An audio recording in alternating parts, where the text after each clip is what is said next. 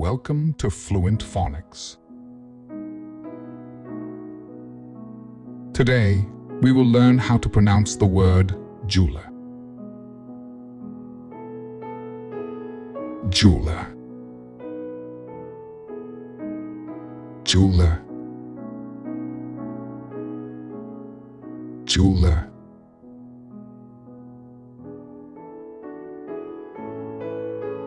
Here's an example of how one might use it in a sentence. John took his grandmother's antique ring to the jeweler to have it cleaned and resized. A jeweler is a person who specializes in making, repairing, and selling jewelry, such as rings, necklaces, and bracelets, often working with precious metals and gemstones.